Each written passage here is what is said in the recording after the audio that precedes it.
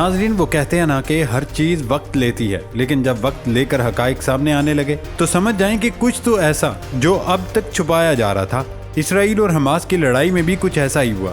اب تک میڈیا پر ہر جگہ یہی بحث چل رہی تھی کہ حماس پر اسرائیلی حملے ہو رہے ہیں، جبکہ حماس اور حزب اللہ کے اہلکار چھپے بیٹھے ہیں۔ لیکن اب خود امریکی اور اسرائیلی میڈیا بتا رہے ہیں کہ حماس نے اسرائیل کے ایٹمی ہتھیاروں کو کافی نقصان پہنچایا۔ ہم نے کل آپ کو بتایا تھا حزب اللہ اور حماس نے اسرائیلی ایٹمی تنصیبات کو نشانہ بنایا تھا اور اس کو آگ لگانے کے قریب پہنچ گئے تھے، لیکن اب امریکی میڈیا نے ایک اور بھانڈا پھوڑا ہے۔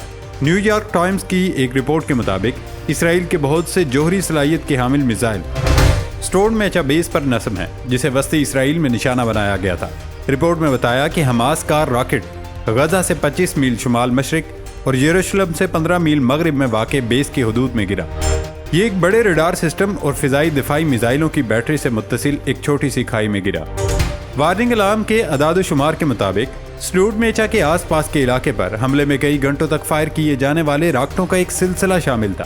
حملے کی وجہ سے لگنے والی آگ کی نشاندہی سب سے پہلے ناسا کی سیٹلائٹ تصویر کی مدد سے کی گئی تھی، ورنہ اسرائیلی فوج کو اس کا علم ہی نہیں ہوا تھا۔ اگرچہ اسرائیل نے کبھی بھی اپنے جوہری ہتھیاروں کی موجودگی کو تسلیم نہیں کیا، لیکن ایسا لگتا ہے کہ اس نے اسٹورڈ میچ اپ پر راکٹ حملوں کے خطرے کو تسلیم کرتے ہوئے اس کا جواب دیا۔ سیٹلائٹ تصاویر کے تجزیہ کاروں اور امریکی حکام نے اس بات پر اتفاق کیا کہ اسرائیل کے پاس کم از کم چند جوہری ہتھیار ہیں۔ رپورٹ میں کہا گیا کہ 1962 سے موجود اور عوامی سیٹلائٹ تصاویر میں واضح طور پر نظر آنے والا اسٹورڈ میچا 20,000 ایکڑ پر مشتمل ہے۔ اگرچہ غزہ کی پٹی میں حماس کی طرف سے داغے گئے راکٹ غلط ہو سکتے ہیں، لیکن اس بات کا امکان نہیں کہ اسٹورڈ میچا حادثاتی طور پر نشانہ بنا تھا۔ تازہ ترین بیان میں اسرائیلی فوج نے اس علاقے سے لوگوں کے مزید انخلاء کا مطالبہ کیا، کیونکہ اس نے علاقے میں حماس کے حکمرانوں کو ختم کرنے کے مقصد سے اپنی کارروائی کو وسیع کیا ہے۔ اس طرح یہ تقریباً دوسرا حملہ ہے جس میں اسرائیلی ایٹمی ہتھیاروں کو نشانہ بنایا جا رہا ہے، جبکہ اس سب کے دوران اسرائیل اب جنگ سے قدرے دور رہنا چاہتا ہے، کیونکہ وہ اب اپنے ایٹمی ہتھیاروں کو بچانے کے در پہ ہے۔ دوستو، دوسری طرف ایک اور رپورٹ سامنے آئی جس کے مطابق غزہ کے فوجی آپریشن میں ہلاک اسرائیلی فوجیوں کی تعداد 406 ہو گئی۔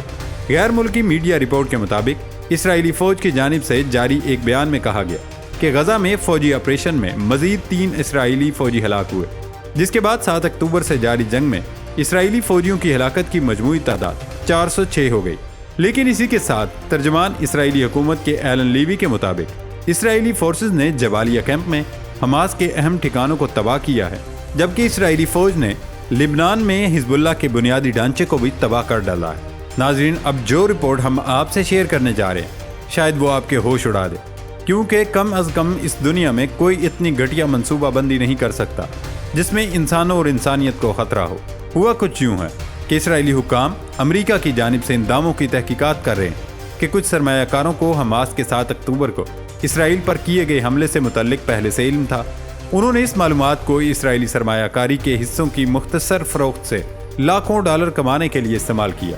یعنی اسرائیلی سرمایہ دار طبقے کو معلوم تھا کہ حماس حملہ کرنے والا ہے، لیکن انہوں نے کسی کو آگاہ نہیں کیا اور اس دوران خوب پیسہ بنایا۔ نیو یارک یونیورسٹی سے تعلق رکھنے والے قانون کے پروفیسر رابرٹ جیکسن جونیئر اور کولمبیا یونیورسٹی کے جو شوامٹس کی تحقیق سے پتہ چلا کہ جنگ شروع کرنے والے حملوں کی وجہ سے حصص کی فروخت میں نمایاں کمی واقع ہوئی تھی۔ عام طور پر شارٹ سیلرز ان حصص پر داؤ لگاتے ہیں جن کی وہ قیمت میں کمی کی توقع کرتے ہیں۔ وہ کسی کمپنی میں حصص ادھار لینے کے لیے فیس ادا کرتے ہیں اور پھر انہیں کم قیمت پر واپس خریدنے اور منافع حاصل کرنے کی امید میں فروخت کرتے ہیں۔ تحقیق میں ایکسچینج ٹریڈ فنڈ کی شارٹ سیلنگ کا حوالہ دیتے ہوئے کہا گیا کہ حماس کے حملے سے چند دن پہلے تاجروں کو آنے والے واقعات کا اندازہ تھا۔ اپنی 66 صفحات پر مشتمل رپورٹ میں امریکی محققین نے لکھا کہ حملے سے قبل تل ابیب اسٹاک ایکسچینج پر اسرائیلی سیکیورٹیز کی شارٹ سیلنگ میں ڈرامائی طور پر اضافہ ہوا۔ محققین میں سے ایک نے ٹیلی گراف اخبار کو بتایا اس مختصر فروخت ہونے والا منافع $100 ملین سے زیادہ تھا۔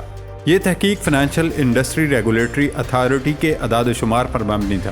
اسرائیلی سیکیورٹیز اتھارٹی نے کہا وہ اس معاملے سے آگاہ ہیں اور تمام متعلقہ فریق اس کی تحقیقات کر رہے ہیں۔ تحقیق کے مطابق 7 اکتوبر سے پہلے دیکھی جانے والی شارٹ سیلنگ بحران کے متعدد دیگر ادوار کے دوران ہونے والی شارٹ سیلنگ سے کہیں زیادہ تھی، جس میں 2008 میں مالی بحران، 2014 میں اسرائیل غزہ جنگ اور کووڈ-19 وبائی امراض کے بعد کے ساتھ شامل ہے۔ تحقیق میں اس حوالے سے مثال دیتے ہوئے کہا گیا कि 14 सितंबर और 5 अक्टूबर के दरमियान इसराइल के सबसे बड़े बैंक लेओमी में 4.43 मिलियन नए हिस्से कम फरोख्त हुए। हमले के फौरी बाद 8 अक्टूबर को लेओमी के हिस्से की कीमत में तकरीबन 9% कमी वाक़ई हुई। मुख्तसर फरोख्त में सबसे ज्यादा इजाफा उस वक्त हुआ जब इसराइल में यहूदी तातीलात की वजह से आम तौर पर निस्बतन कम सरगर्मी होती है। तहकीक में मजीद बताया गया कि नताइज से पता चलता है कि आने वाले हमलों के बारे में आगाह ताजरों ने इन अलमनाक वाक़यात से फ़ायदा उठाया। इंसानियत इस कदर गिर सकती है और मादी फ़वाइद के लिए इंसानों की जानों के साथ ऐसा खेल रचाया जा सकता है कि किसी ने सोचा तक नहीं था। आप $1000 मिलियन कमा लें, लेकिन क्या आप उस माँ की कोख दोबारा भर सकते हैं जिसने अपना हमल धमाकों की वजह से ज़ाया किया हो? क्या आप उस बच्चे को दोबारा स्कूल भेज सकते हैं जिसके स्कूल को धमाकों से उड़ा दिया गया है? क्या आप फ़लस्तीनियों को उनके घर लौटा सकते हैं? अफसोस कि ऐसा नहीं हो सकता। अफसोस कि आप मादी फ़वाइद के लिए इंसानियत से खेल गए। नाज़रीन, आपको ये भी बताते चलें कि अब इसराइली फ़ौज इस सारे मामले को बारीकी से देख रही है। इसराइली फोर्सेस को गुज़श्ता कई दिनों में बड़ा नुकसान उठाना पड़ा। इसमें सबसे बड़ा किरदार हमास की सुरंगों का है। जहां हमास के तमाम करिंदे मौजूद हैं, वहीं से इसराइल को निशाना बनाया जाता है। अब इसराइल गजा में हमास के ज़ेर ज़मीन सुरंगों के नेटवर्क को समुद्री पानी से भरने की मंसूबाबंदी कर रहा है, जिसके लिए इंतजामात मुकम्मल कर लिए गए हैं। ये तरीका इसलिए अपनाया जा रहा है कि इसराइल के पास इसके अलावा कोई तरीका सिरे से है ही नहीं।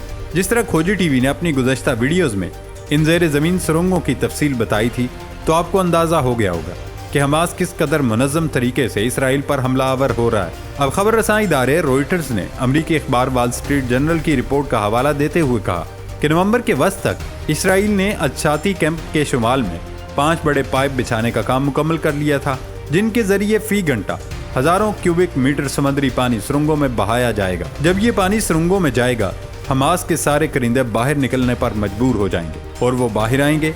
इस तरह उन्हें हिरासत में ले लिया जाएगा, जबकि उनके सारे हथियार तबाह हो जाएंगे। लेकिन इसमें ये बात भी काबिल गौर है, उनकी सुरंगों में इसराइल के शहरी भी यरगमाल बनाए गए हैं जो इस वक्त हमास की हिरासत में हैं। लेकिन बात फिर वहीं आ जाती है कि इसराइल को उसके ज़रा बराबर फिक्र नहीं। वो बोगलाहट का शिकार है और किसी भी तरह हमास को हराना चाहता है। दोस्तों, इससे कबल हमास की जानिब से ये बयान सामने आया था कि यरगमालियों को महफूज मकामात और सुरंगों में छुपाया हुआ है। अमरीकी हुकाम से जब इस रिपोर्ट के हवाले से सवाल किया गया तो उनका कहना था कि इसराइल के लिए सुरंगों को नाकाबिल इस्तेमाल बनाना ही मुनासिब है और ऐसा करने के लिए मजीद तरीकों पर भी गौर किया जा रहा है। वॉल स्ट्रीट जर्नल के मुताबिक इसराइल दिफाई अफवाज के हुकाम ने सुरंगों में पानी बहाने के मंसूबे पर तबसरा करने से इनकार किया है। ताहम उन्होंने कहा कि हमास की दहशतगर्दी की सलाहियतों को ख़त्म करने के लिए मिलिट्री और टेक्नोलॉजी के मुख्तलिफ ज़राए इस्तेमाल कर रहे हैं।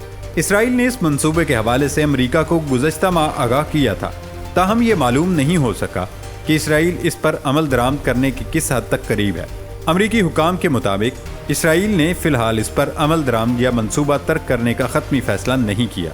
दूसरी जानिब अक़वाम मुत्तहिदा के आलमी इदारे सेहत के सरबराह उनके मुताबिक ज़मीनी कार्रवाई से पहले इसराइल ने मेडिकल गोदाम खाली करवाने के लिए 24 घंटे का वक्त दिया है। अक़वाम मुत्तहिदा के आलमी इदारे सेहत के सरबराह तेद्रुस अदानोम ने मंगल को सोशल मीडिया प्लेटफॉर्म एक्स पर लिखा कि आज इसराइली दिफाई अफवाज की जानिब से आलमी इदारे सेहत को नोटिस मौसूल हुआ है जो कि 24 घंटों के अंदर जनूबी गजा में वाक़ मेडिकल गोदाम से तिब्बी सामान हटा लें, क्योंकि ज़मीनी कार्रवाई की वजह से ये इस्तेमाल के काबिल नहीं रहेगा। इस बयान के बाद तो ये वाज़ेह हो जाता है कि इसराइल ने सारी तैयारी कर ली है, अब बस पानी छोड़कर हमास को शिकस्त देने पर अमल किया जाएगा।